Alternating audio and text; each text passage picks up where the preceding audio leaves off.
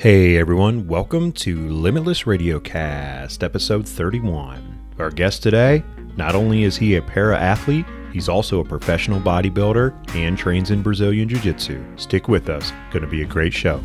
And remember to go out and check out rollamongus.com for all your fight gear needs. Fight shorts, rash guards, gis, t-shirts. rollamongus.com. At checkout, put in Limitless20. And also go out and check out battlebomb.com. They have CBD and non-CBD infused rub for all those aches and pains that you might get during any kind of training, everyday work, everyday life. Remember, at checkout, Limitless20 for a 20% discount, battlebomb.com. And we are proud to bring this show to you by Magic City Brewing Company located in Akron, Ohio. Go out, check them out. Great place ran by great people. Also, check out M&H Beans for all your coffee needs. Get a subscription. They'll ship all over the world. They have amazing coffee, some of the best coffee in the world. On this show, we drink it all the time. It's drank in my household. We drink it multiple times. Dad speakers, highly recommend. Go out there, check out M&H Beans. Without further ado, thanks for joining us and enjoy the show. Hey, everybody. Welcome to the show. We have a great guest today hanging out with us, Mr. Tyler Brey. He's a I screw this up every time. I'm just going to go with the BJJ black belt under Casio Wernick.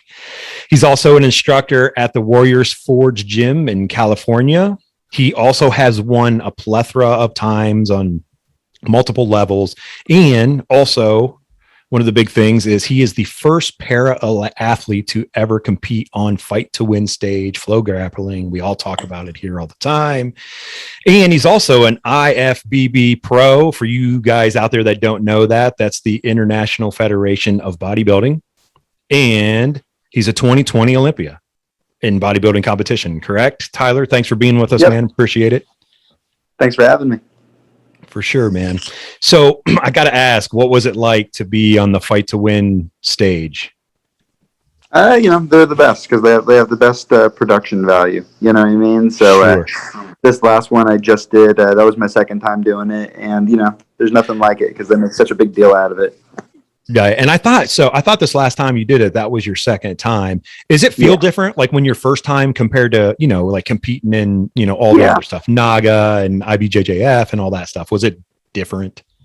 Yeah. I mean, I enjoy this more than any of them because it's so cool with all the lights and everything. It feels like such a special thing, Yeah.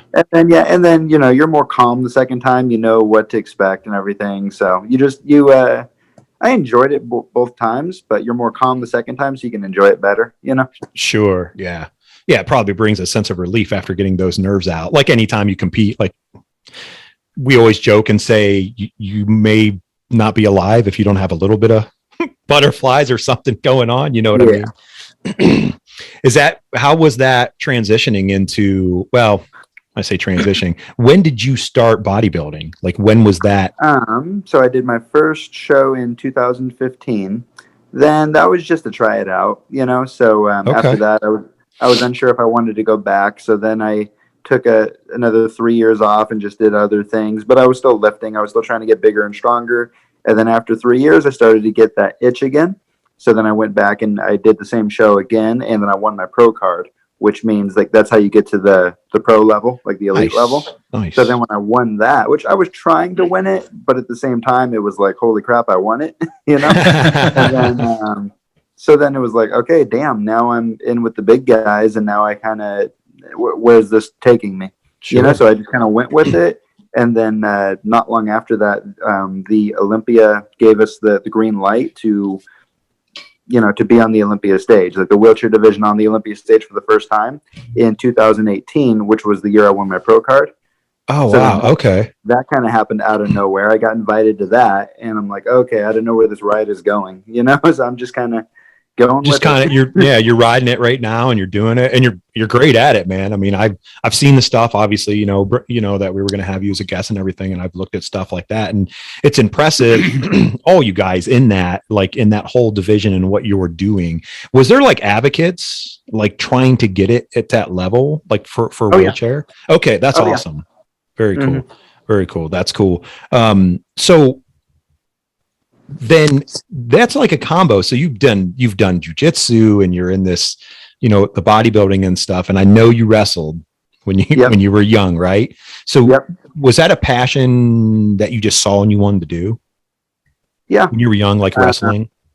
Yeah, that was pretty natural to me because that all started with, I would always just wrestle around with my friends in the living room when I was 7, 8, 9, 10 years old. I would watch pro wrestling on TV all the time. And then, who's your favorite wrestler? Who's your favorite wrestler? I don't know, all of them from that era, because like that was late 90s, early 2000s. Yeah, so the Attitude Era. Prime. Yeah, the Attitude Era. Attitude Era. That was The Rock's prime. That was Stone Cold's prime. That was all of their primes, So nice. That's what brought that. Yeah, that brought wrestling back. I feel right from the 80s and that was like a golden era of wrestling right there, right? So, but awesome. So anyways, I was watching that, and so I'm always jumping off things onto my friends and wrestling around in the living room. And then my stepdad said, "Hey, you should actually try wrestling." So I'm like, "Okay, why not?" So then I wandered in and tried that in middle school, and I hated it at first because it was nothing but conditioning. It was nothing but cardio, trying to get us in shape and trying to see who quit, pretty much. Yep. But after I won my first match, I was hooked. So yeah, and it's kind of like jujitsu. I mean, wrestling will do that to you. Obviously, when you're young, you feel the competition in your heart and inside you, and it's only you. It's you versus someone else. So there's not like, not playing football, basketball, whatever. It's you fighting another guy. Did that get you to want to do jujitsu when it was introduced? So that transition happened my junior year of high school. And I was looking for something to do in the off season of wrestling to complement my wrestling. Oh yeah, right on. So my little brother was doing taekwondo at this place that had a couple of different martial arts. So we wandered in there. We asked the head guy, "Hey, I'm a wrestler. What would complement wrestling in the off season?" And he said, like, try Krav Maga, try jujitsu, and try a third one. I don't remember what it was, but jujitsu was the one that I said, yes, this is me, because it's wrestling. The way that my buddy puts it, it's wrestling, but all the illegal stuff. Yeah. So. Right. Yeah. All the stuff you can't do when you go back. Was it hard to go back to, because I know you still wrestled at that same exact time. A little bit, but not real bad. I mean, a little bit for the first 2 weeks. You're making mistakes because you're mixing up the sports in your head. But after the first 2 weeks, then you flip the switch and stop making those mistakes. That muscle memory kicks in, like stuff that you've done and stuff like that. Yeah. Nice. Very cool. Do you still have an opportunity to like coach wrestling? Yeah, I've been coaching wrestling for 10 years. I thought so. Yeah, that's awesome. That's just been a little side thing. I'm not getting paid much for it, if anything. It's just a thing I would do when I had free time. Sure. But I've been coaching the last 10 years or so. Nice. That's awesome, man. That's awesome. Yeah. And it's such a, it's a hard sport. A lot of people take it for granted, and people outside that don't know jujitsu take it for granted. Like we joke, everyone who's in this community, you go somewhere and you can't talk to people who don't do jujitsu or something because you start talking about it. It's kind of funny. Wrestling's kind of like that too. Like people don't understand how hard it is. Like how you have to cut weight if you're in that area where you're like, hey, I have to cut weight all the time, or I can only eat an apple today because I'm weighing in tonight. You know what I mean? Like in the mental stuff that goes on you. Yeah. Like seeing, like reading about your background and seeing stuff about you, I'm like, holy crap. I'm like, Tyler, like you overcame all this stuff and you keep doing it. What's your biggest inspiration to do it? It just looks like fun. That's a great answer. I've never had a, how do I describe it? I meet a lot of people that have some kind of disability, and they do have that mentality of, I don't think I can do that. Mm-hmm. And then I'm always asking them, well, did you try yet? Nice. And so I'm just, my whole life, I've just looked at things and, hey, that looks fun. Let me try. Nice. No, and that's awesome, because you're 100% right. And for anyone out there that's listening and you've ever doubted yourself, I mean, Tyler, you're a prime example. Whether you have a disability or you don't have a disability, don't doubt yourself. At least give it a try. At least push yourself to go to a different level. Step out of your comfort zone. Make yourself uncomfortable to be better. You know what I mean? Like make yourself like, I don't know, like you're afraid of losing. You're afraid of failing. Like Sure. that's probably what most people are afraid of. But so I don't know, before you step into that unknown, go there mentally. What happens if I try wrestling and get my butt kicked and fail? Nothing. Sure. Nothing. Yeah. Nothing at all. You know? Right. So Exactly. take away your own fear. Like face yourself and acknowledge that, okay, you're afraid of failing because you're afraid of that negative feeling. But ultimately, like nothing actually happens. You know, like there's not anything real to be afraid of there. Right. You know? Exactly. Yeah. You're going to wake up the next day and you're going to be just You're going to wake up the next day and you'll Exactly. move on. Right? You'll move on the same way you have with everything else. Yep. Exactly. 100%, man. Yeah. Go ahead, Chad. I was just going to say, people are going to, no matter the outcome, people are going to forget about it. I think people, they worry about themselves. Like you said, what if I fail? But I think they worry about what other people are going to think probably even more. Yeah. Right. Mm-hmm. It's like, oh, what if my buddies see me lose? Or, well, your buddies aren't out here trying either. Exactly. It's what are your buddies doing? What are they doing? They're sitting in the stands. Yeah. I have people come in the gym all the time, and we offer some other things besides jiu-jitsu, like a fitness class and kettlebells. And, they're like, oh, I'm worried about what people are going to be watching me. I'm like, listen, nobody's watching you. They're worried about their own workout and what they're doing. Yeah. And it's not that I don't understand that, but it's that conversation you have to have with people and be like, listen, this is all about you, not anybody else. Yeah, exactly. I mean, that makes me think about a lot of things. Like one of my constant inspirations, now that I think about it, it's that the whole big long thing called "The Man in the Arena." Mm-hmm. Right? And just the concept of that speech. What the concept of that speech is, it's better to be the man in the arena. And if you die a warrior, it's better than dying, the coward in the stands who never did anything. Right. Right. Exactly. It's right. So I'd rather be the man in the arena. And if I lose, I lose. At least I lost going after something worth going after. 100%. Yeah, for sure. You can't live the what if attitude. Yeah. You can't like, you could sit here today and be like, oh, well, what if I got the opportunity to start a podcast, but I didn't do it? You know what I mean? Because I was scared, or, and I joke about this because, we were totally green when we started doing this, and we want to talk about jujitsu and talk about people's, life and what we want to pass, how great things people do in the jujitsu community that not only train jujitsu, but they do other great things as well. And that was kind of our goal of doing this. So I'm glad now I don't sit back and go, man, what if we would have done this? Then we get to talk to great people like you, Tyler. Yeah, and that's where, then you can also go down the rabbit hole of achieving your black belt builds an incredible amount of character, and that's why you achieve all the other things in life. Sure. Yeah. It's because of the character you built through getting your butt kicked, and then you came back to the next class, you got your butt kicked again, you came back to the next class, and you did that 1,000 times until you got your black belt, Right, exactly. And then that's when that's how you learned that, and then you apply that to your business, you apply that to your family, you apply that to everything you do, right? And that's how you accomplish things. It's, you built your character through jiu-jitsu, Sure. Yeah. That had to have been a good mindset for you to go into bodybuilding, right? Like even that kind of jiu-jitsu mindset going in, like just training. Mm-hmm. Yeah. I mean, to me, my original base of that was wrestling. Was just wrestling. Where it already started. Yeah. But, but you could, draw a lot of parallels between them. But teaching that stubborn mindset of, I don't care how many times you beat me, I'm going to come back tomorrow and I'm going to figure out how to beat you. Right. And if I have to do it 1,000,000 times, I have to do it 1,000,000 times. Like, sure. Yeah.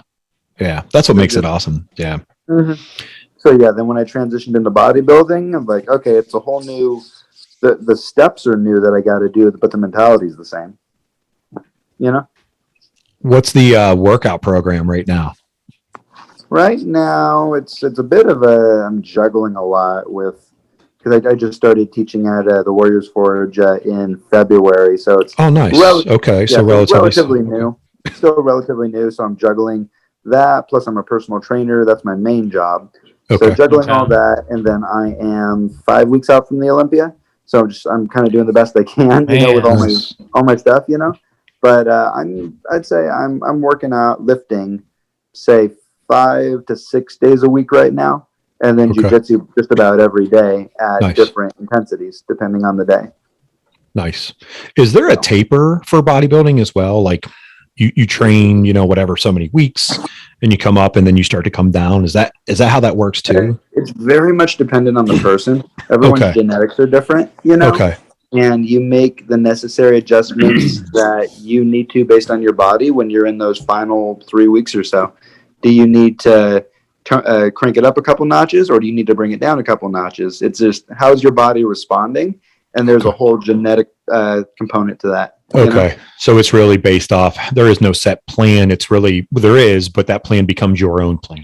Yeah. I mean, there's concepts, but there's rules and concepts people follow. Sure. But we don't all follow the exact same plan because our genetics are so different. Yeah. And, your body, you have a little bit of this, and somebody has some sodium, their body blows up. Someone else has some sodium, it does nothing. So, no, yeah, for sure. All those variables, you got to get to know yourself through doing multiple shows. And then you get to figure out within the rules, within the concepts of good dieting, the concepts of good training. Okay, how should I do it versus my friend does it a little different? Sure. Okay. Yeah. Which makes sense. And that's, it's kind of interesting. My wife, she just signed up for her first half. She's been running for quite a while now, a lot of 5Ks, but she's doing a half marathon, not till next year. And she's like, I don't need to start training like hardcore, right, until next year. And I said, no, but everybody's different. When I would train, I did different. It depends on what kind of race and what I wanted to do. I really built every race around me specifically, not anything I read in any magazine or online. Yeah. It was like, so it sounds very similar. And I have friends. Go ahead, Tyler. I'm sorry. Oh yeah, exactly. It's a mixture of learn all the science, read all this stuff. It's a ton of science. Yeah. But how you apply the science is different for each person. Yeah. So it's both, right? Sure. That's a mix, and you got to find your sweet spot in when you're doing that. Kind of like jujitsu too, Chad. Would you agree with that? You got to find your sweet spot. Would that be your game? Would you say that would be your jujitsu game, or could be? Yeah. I mean, everybody's got their the body type and. What works for me doesn't work for you. I mean, obviously the foundation is there and the basics are there. Sure. The basic mechanics, some things have to be this way, but yeah, I think everybody's going to find their own niche and their own game, Sure. Yeah. We all follow the concept of, an armbar is an armbar. Yeah. How we apply the armbar will be 20 different ways. Absolutely. Right? That's the beautiful thing. Mm-hmm. Yeah. And the frustrating thing at the same time, right? Yeah. Yeah, it definitely can be frustrating. So, but that's part of doing it, right? Yeah. Just so we say it, you can do things different ways. So, right, the way I found Tyler was on Instagram, and I saw your finish from Fight to Win, right?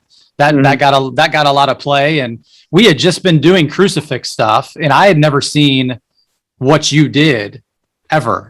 People are like, well, how do you get out of the crucifix? And usually, once you're in a crucifix, you're in it, right? Mm-hmm. So we'll have to tag that video in one of our posts too, because it's awesome how you finished that.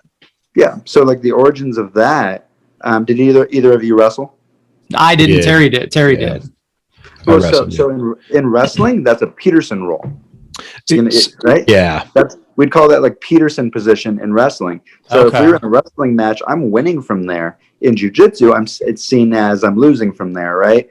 But I came from 6 years of wrestling when I went into jiu-jitsu. So I used to do the Peterson roll all the time, which lands me in crucifix in jiu-jitsu terminology. Mm-hmm. So when I got there, I'm like, okay, this feels pretty natural to me. I don't know why you guys are freaking out. And then I just go through, there's a lot of positions that I do that are bad positions, but if you learn the defenses from there, you're safe. I think just a lot of jiu-jitsu guys, they don't take the time to live there and learn the defenses. Right. So I just did a follow-up video and posted it the other day explaining that technique I did a little bit more. But, okay, he's behind you. He's got you in crucifix. Chin down, first of all, because he might choke you. Yep. Okay? The arm that's entangled in the legs, keep that arm bent and keep it under his bottom leg. If he's going to try to arm bar me with his legs, he's got to get it straight. So don't let my arm go straight. Keep it bent. Right? He might try to do an Americana with his legs. Well, don't let my arm go facing up. You just got to learn all the defensive rules of the position, right? Yeah. And then from there, I was thinking, hey, I'm really good at getting to this position because of wrestling. How do I turn it into something? What do I have? Well, I have an arm. Okay, so how do I arm bar it? And then I just thought about the basic, components of an arm bar. put something underneath the elbow and then hyperextend it, you know? So then that's all it was with my leg, right? You know? Yeah. Right. So that's kind of the origins of how I came up with that move when I was a blue belt, was just thinking like a wrestler and putting a jiu-jitsu twist on it. Yeah. Once I learned all of the defenses from there so I could be safe. I have done that when I first started jiu-jitsu.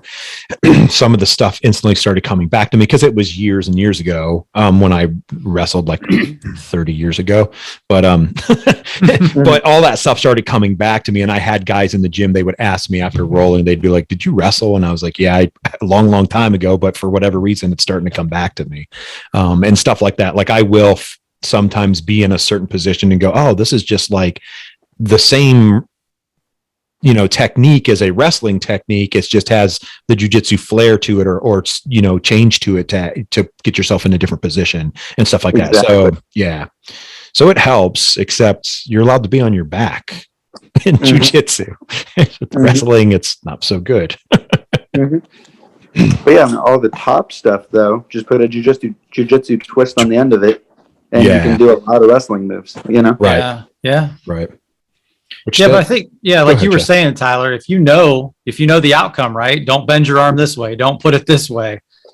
You just got to think. Keep your chin down, right? Keep your chin down. Like too many people think, oh, I'm in this move and I'm stuck. What now? But if you know the outcome or what could be the outcome, when I teach different things, like we'll say a triangle defense, right?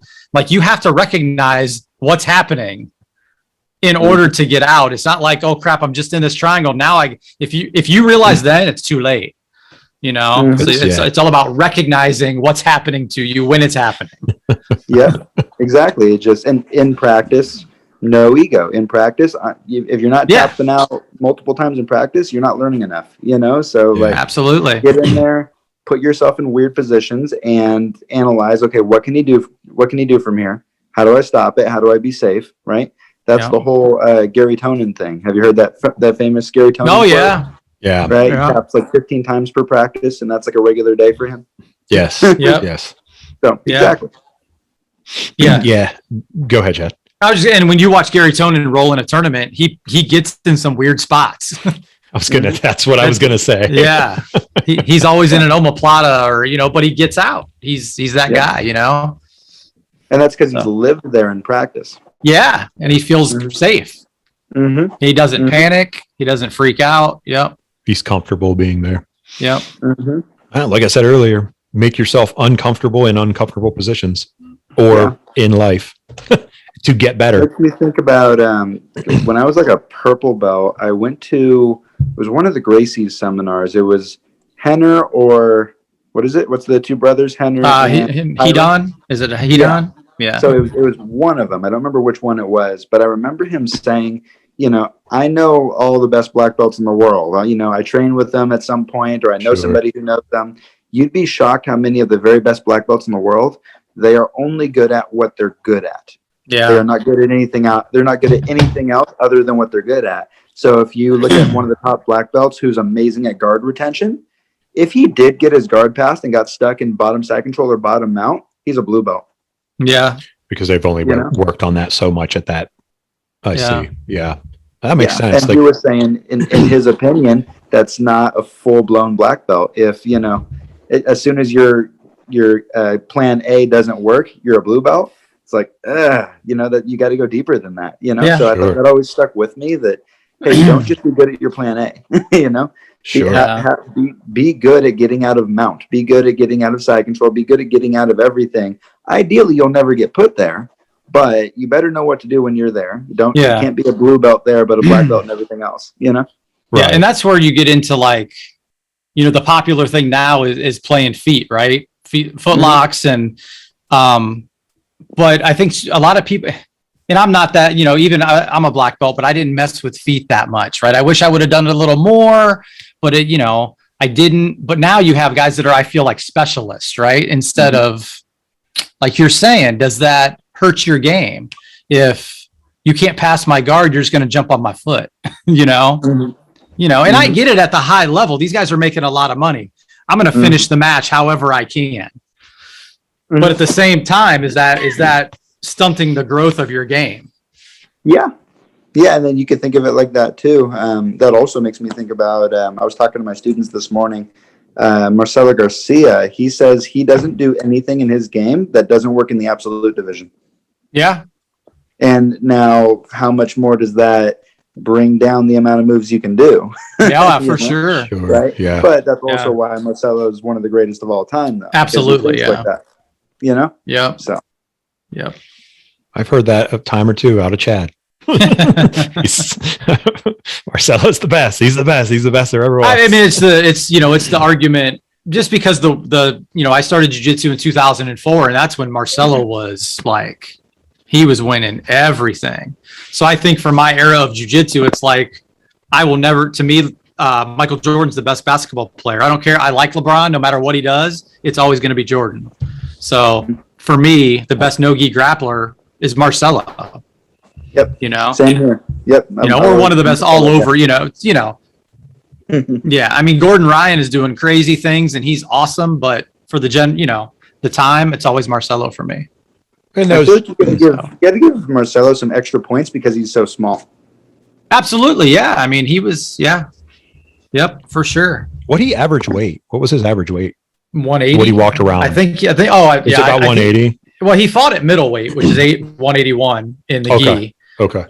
So yeah, he wasn't that big of a guy, or isn't that big of a guy. Sure. Mm-hmm. Tyler, gi, no gi? What's your favorite? Gi. I'm definitely more of a gi guy, but but whatever. I'll roll whatever. I do more no gi now at my school. Okay. So we do a lot of no gi, but if you were to ask me a preference, I would say gi because I just like all my grips. Yeah. It's fun to have the grips. Sure. Yeah. Nothing wrong with grips.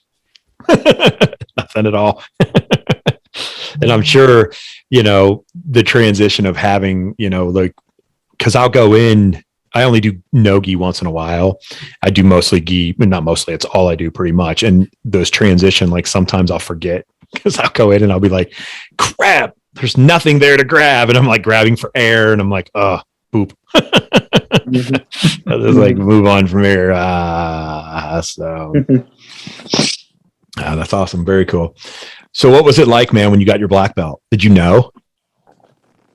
I suspected. Okay. I wouldn't say I knew, but based on the amount of time I've been at brown belt, and sure. And he was doing mass promotions during this time, so I'm like, okay, mathematically, maybe. So it was in the back of my head, just mathematically. Nice, awesome. That's very cool. Yeah. I was wondering because I know, I always ask those questions of somebody because I'm like, I have a ways to go, and I even Chad, I'm like, what was it like? Did you know? Is it exciting or is every belt exciting? Black belt's got to be different. It's its own special feeling. I guess one of the weird feelings when you're driving home is, wow, that's my last promotion. Oh, yeah. Oh, yeah. I never thought about that. Yeah. That was one of my things on my head is wow, that was it. I've been through all the promotions that I'm realistically going to get unless I'm doing this long enough to get my red belt. Sure. Yeah. Right. So. Yeah. And I think, like you were saying, I don't know, how long were you a brown belt, Tyler? A while? I think 3 years. 3 years.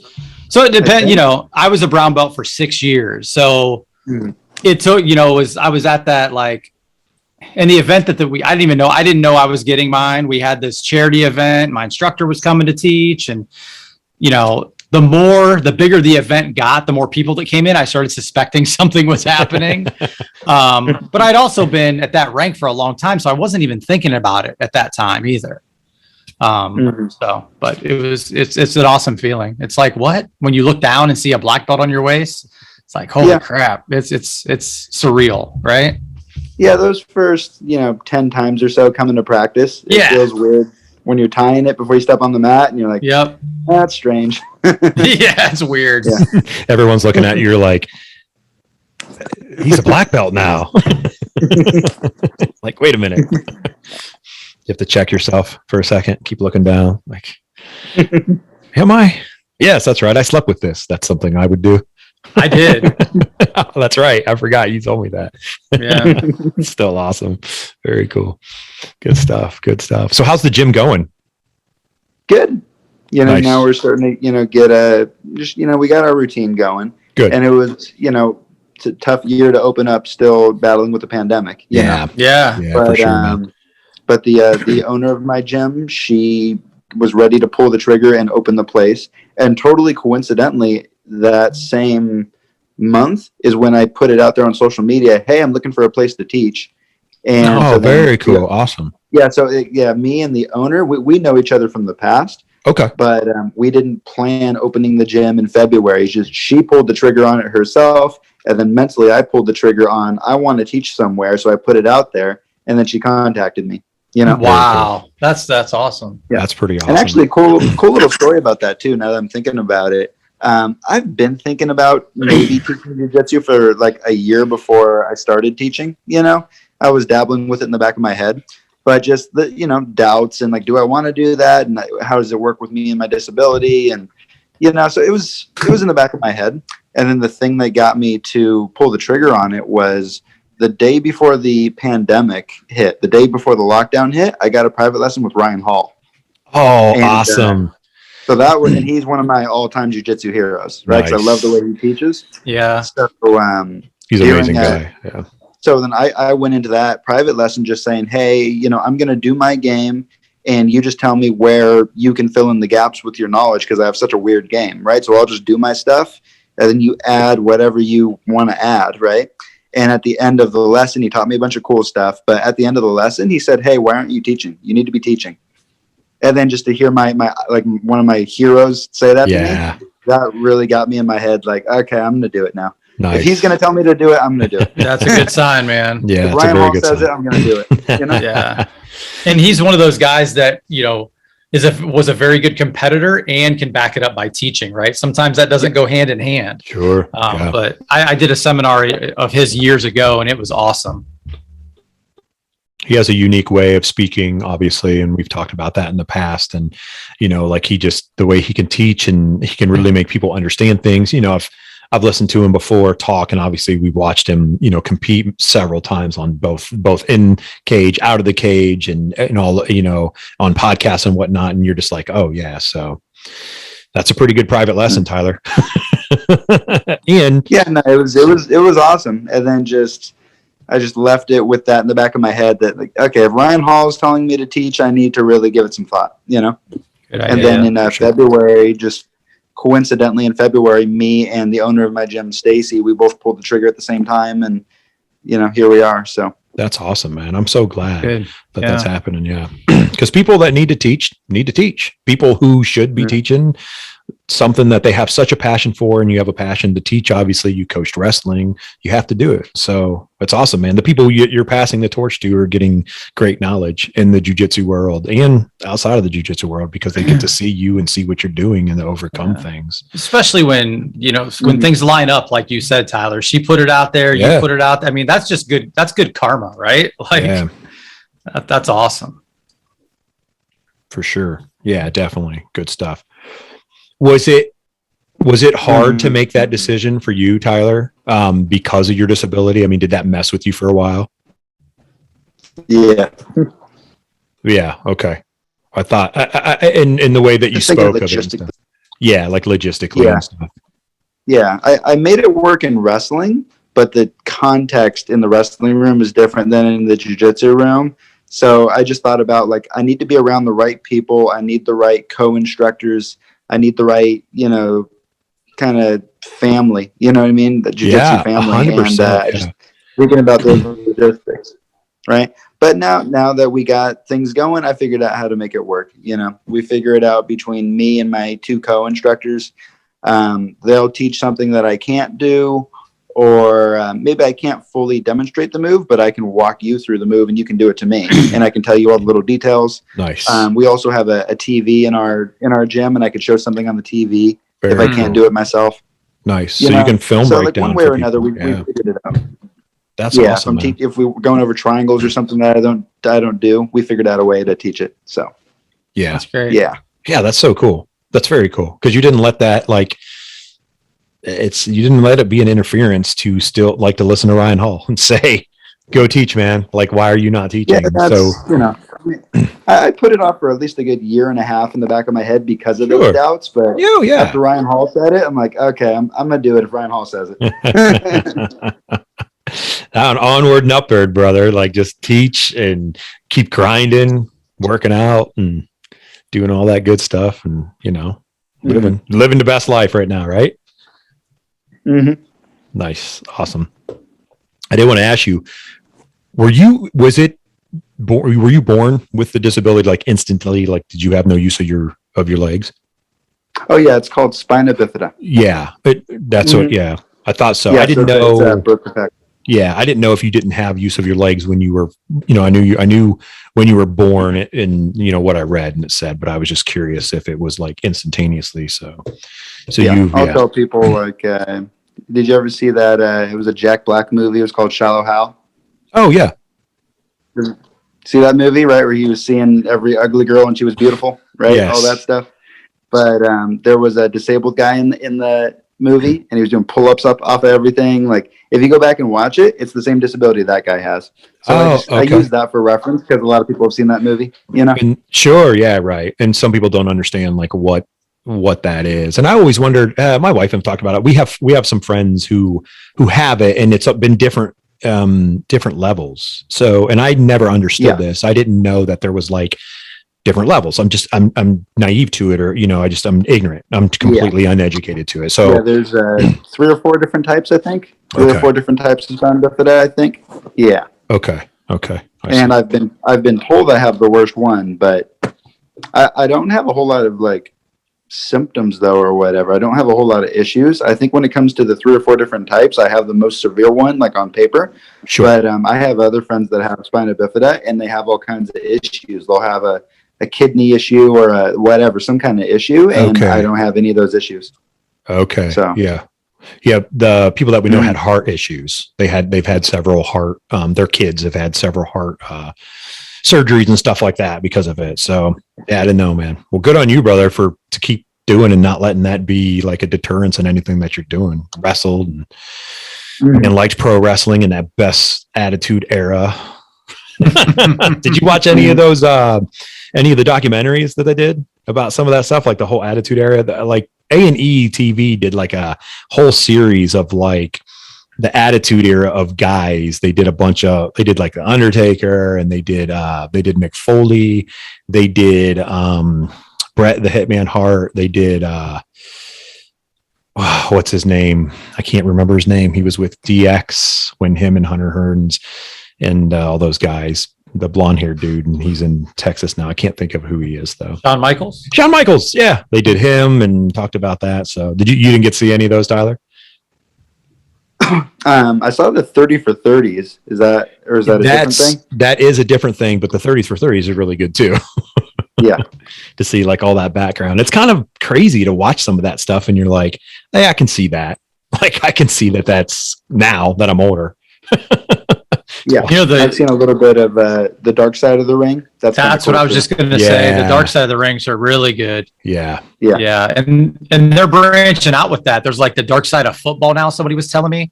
So really? they're kind of branching out with that stuff. Yeah. Oh wow. Okay. And it's all on Hulu. I think it's on Vice. Oh wow. Okay. Very cool. Yeah. That's interesting that it's going to do. Like they're going to branch that out and to kind of shed light on things like that. Branch it out. Yeah. Interesting. Yep. So, how much more competing you got in you? With what, just in overall? Yeah. What are you going to compete anymore? Or are you just going to keep teaching until the wheels fall off? Oh, so yeah. No pun intended. Our top guy in wheelchair bodybuilding, he's 52. Nice. And he's our best guy. He kicks all of our asses. He's our best guy, and he's 51, 52. Wow. Awesome. Wow. So I'll do all this as long as I can. Nice. Yeah. That's awesome, dude. That's awesome. And you're young. And then I'm not nearly as good as I'm not sure how old Cassio is. Cassio's 40 something. I'm not sure how old he is, but none of us can even come close to touching him. And so do you get to roll with him? At least another. Yeah. Oh, yeah. I mean, I wouldn't say like super often, sure. but every time I do, he feels different than everybody else.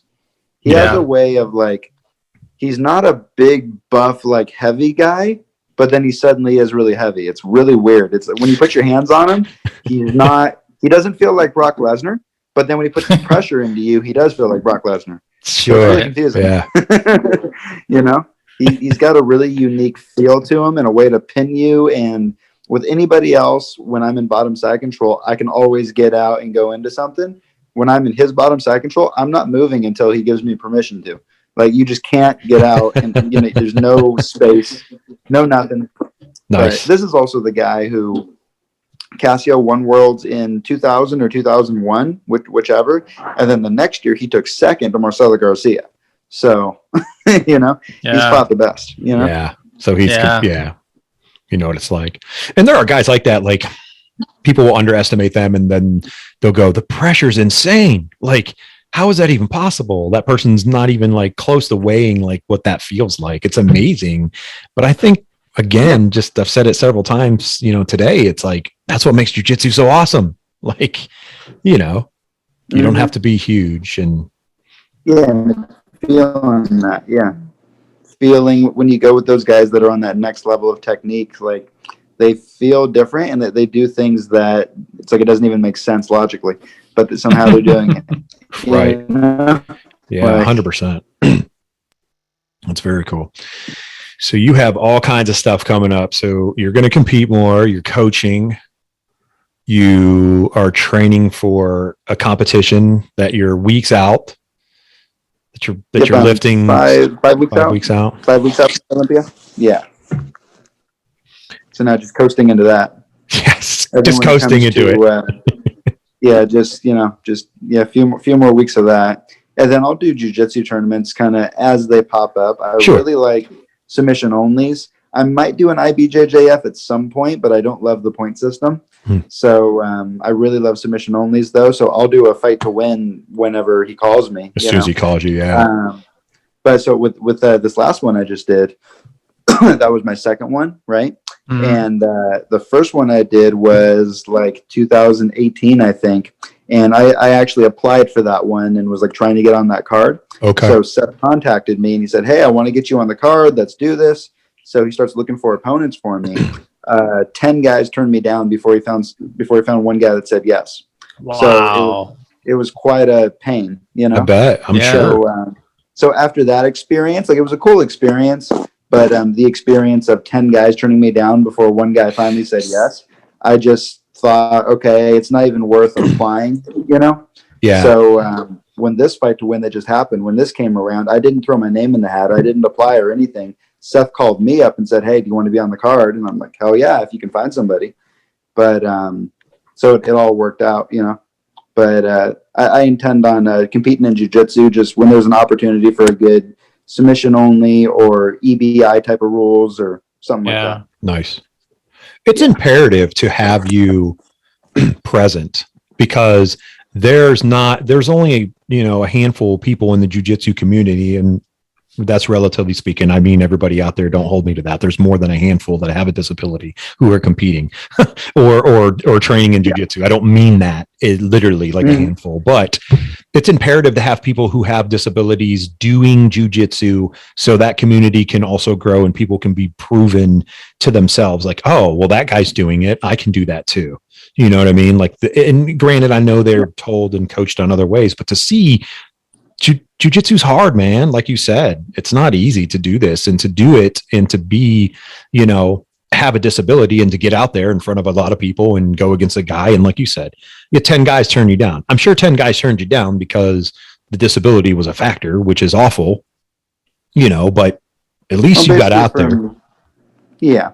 And that's something I would like to jump on more. I'm just not sure how to go about it, but I'd love to work with more people with disabilities and do some seminars or something, like just for disabled, I don't know if that's much of a niche, if there's a market for it or a niche for it, but like, I guarantee it's a small market, but that little bit of a market that it is, I'd love to lead it. I'd love to be one of the main guys of it. I'm just not sure how to go about it, Sure. But, but man, if we could ever help in any way, and, with I say our gym, I always say our gym because it's like a family, but Chad's gym. But yeah, man, like I think it's imperative, especially in the day and age that we live in. And, finally we're having a ton of transitions where people are accepting things and they're understanding things more. And we're trying to be, get past all this craziness out there that people tend to beat people down for. Like, yeah.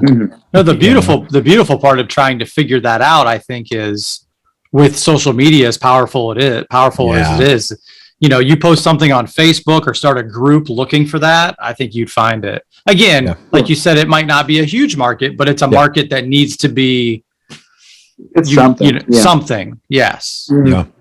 It needs to, show guys that deal with that, like, hey, you can become a black belt. Yeah. 100%. That's the thing. That's the big thing. Yeah. I was just, a couple of weeks ago, I was talking to a relative, and she happens to work with someone who has a daughter who is a blue belt in Brazilian Jiu-Jitsu, and she's legally blind.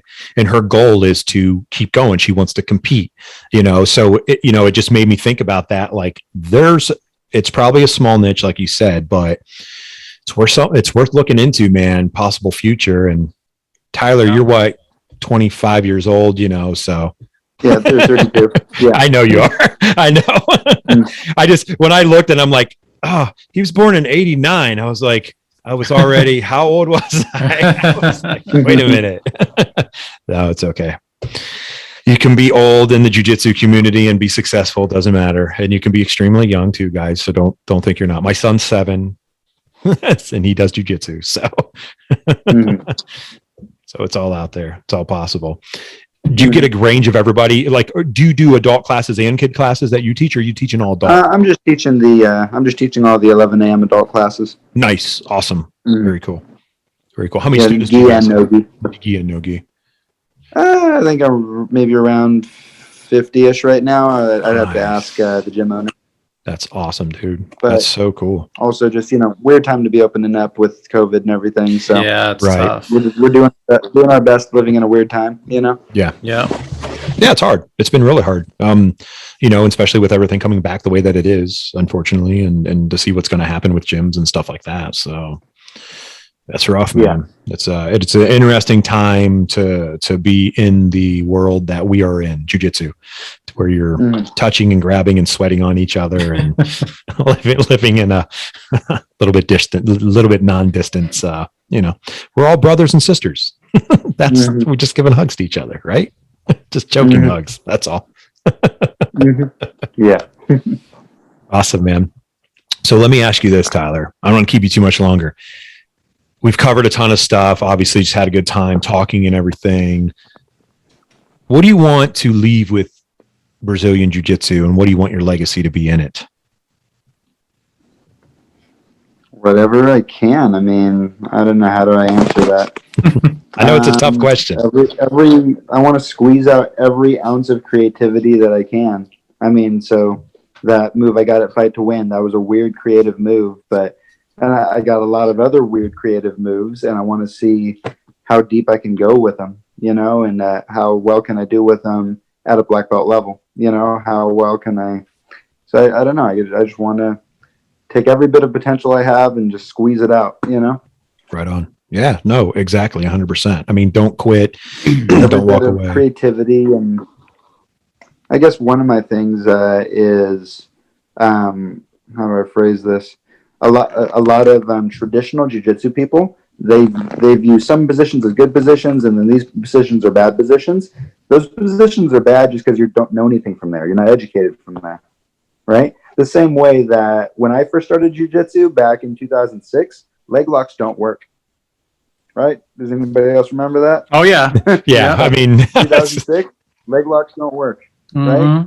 So, there's still a lot of that in jiu-jitsu. There's still a lot of false, thought in jiu-jitsu. And it's because, that they don't practice the thing enough, right? So I do a lot of turtle. And turtle's traditionally seen as a bad position. Well, I'm trying to prove that wrong, that you can do plenty from turtle if you're well-educated from there. You guys know Guadoteles? The turtle guard, yeah. Yeah, he was the turtle guard master, right? So there's not a lot of them, but no, hey, it's a legitimate guard. It just at one time it was seen as a purely defensive position, but No, it could be an extremely offensive position if you learn enough, you know? Yep. So I guess that's kind of what one of my things I want to really leave in my jiu-jitsu story is like, there's not as many bad positions as people generally think there are. It's just positions that are undiscovered and you haven't played with it enough. And there's a lot more here than you initially think, you know? Yeah, no, that's Makes sense. Yeah. Makes sense. Makes a ton of sense. It's great stuff too. And it's great for people out there to listen and understand this, like what you're saying, because jiu-jitsu is a chess game. A lot of people know that. You guys know this, but we always talk about like doing a diagnostic on everything that's happening and figuring out the exact small little technique that you need to do. Or Tyler, like you're talking about, like turtle can be an okay thing. You just need to learn what to do from there. Yeah, no, I know a lot from bottom side control. I have so many series that I can teach from bottom side control, you know, but a lot of people teach, if you're in bottom side control, get out of there, escape. And that's the only option from there is get out. It's like, no, there's a lot you can do from right. there. Yeah, there's a lot you can do from there. Sure. There's a lot. Yeah, exactly. And that's where during my last fight to win match, before we got to the crucifix position, I went flat on my back a handful of times and invited him to come at me. You know, cover me. Go ahead. Cover me from side control or top, north, south, because I'm not afraid from there. I know a lot of things from there, from the bottom, you know? Sure. Yeah. So I was trying to get him to engage me, you know? Have you done a lot of video, like breakdown over your career of doing this?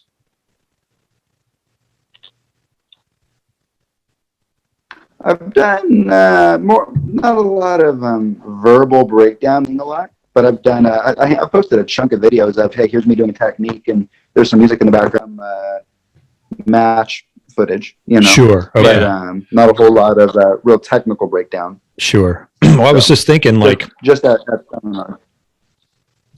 Like we were talking about, you know, that niche of, you know, doing some seminars and stuff. Have you made like you make videos, which is also like a niche because your jiu-jitsu game's different, you know, because of the disability and stuff. And for people to see that out there, that's another way too, another avenue. Like there are instructional DVDs that you could probably create and make because you know stuff differently. You know what I mean? And you've proven that it works. Mm-hmm. We happen to know somebody that does DVDs, Fight Hub. Yes, we do. We do. Yeah. Have you made any? That's in the back of my head. Is that in the back of your head? Okay. No, but yeah, that's in the back of my head though too. Yeah, maybe someday do that. That's in the back of my head too. Mm-hmm. The plethora of stuff, man. All kinds of good stuff. I was gonna say there's no end to it. No end to it at all. Man, that's awesome. Very cool. Yeah. Good. So we've been almost an hour, Chad. You got anything for him? No, I mean, nothing new. We'll have him, you know, shout out some sponsors and all your good stuff, what you got coming up and all that good stuff. Lay it on us, brother. Anything you want to ask us? Yeah. Good. I'm not very good at answering questions. Come on by Warriors Forge / Cobra Kai Roseville anytime. And I'm there teaching at 11 a.m. Monday through Saturday. Some classes are gi, some classes are no gi. And then we have 6 a.m. and 6 p.m. classes also that are no gi. And then we have a bunch of other classes too. We have judo classes, Krav Maga classes, women's only classes. We have a handful of different classes, but come on by our school anytime. Nice. Cool. Awesome. How can everyone get in contact with you? Facebook or Instagram, mainly Instagram. Cool. Instagram's the way to go, people. And we'll have everything. We'll have his links in our show notes as we always do. And we'll put the link to the gym out there too. I gotta ask, man, how'd you guys end up settling on the Cobra Kai image? That was a little bit of a story. We were almost going to associate with Cobra Kai, like officially, like associate with them. Sure. But it just got complicated, and we're kind of I don't know if we're going to do that or not. We'll see. But that was the initial idea for Cobra Kai, is we were going to associate with them. But now it just kind of stuck, you know. And it's, you know, I think probably one of the best gym names you can pick right now because of the show. Right, yeah, exactly. Sure. When I saw it, I was like, wait a minute. I went back. I was looking again. I was like, oh wow, that is it. That's awesome. I got to ask Tyler. Does Mark Who's the head of the Cobra Kai now? Is Mark Lehman still run that? I don't officially know because I don't have direct ties to Cobra Kai. Right. I didn't know if you knew. Yeah. Yeah, but one of the people at our gym does kind of have some ties there. Gotcha. So we thought we were going to associate through him, and then that hasn't happened yet. Maybe we will, maybe we won't. We're not sure. Okay. But once we got that idea going and we started marketing as Cobra Kai, we're like, hey, it's kind of sticking. We like it. Yeah, we like it. Right. For sure. Yeah, and the show, right? The show's going to keep on coming out. And it's like, we might as well just keep going with this, you know? Yeah. It's a cool logo. Like it. Yeah. Yeah, exactly. So all of it's we cool. like it. Yeah, that's cool. You have a pretty big supplement sponsor too, don't you? Yeah, Allmax. Yeah, Allmax is my main supplement sponsor. So they're always hooking me up with everything I need, making sure everything stays healthy, my joints and everything. I'm recovering well. I'm sleeping well. So that's a huge one. Yeah, that's been a big blessing the last 2 years I've been with them, something like that. That's been a huge blessing since I got in contact with them. So that's very cool. Yeah. And it's needed to be in the profession that you're in or taking that route, right? I mean, you got to take right supplements. You got to eat right. You got to, make sure everything's functioning. Yeah, you got to make sure everything's functioning, and that it doesn't matter how hard you're training in jiu-jitsu or in the gym. If you're not recovering from it, you're spinning your wheels.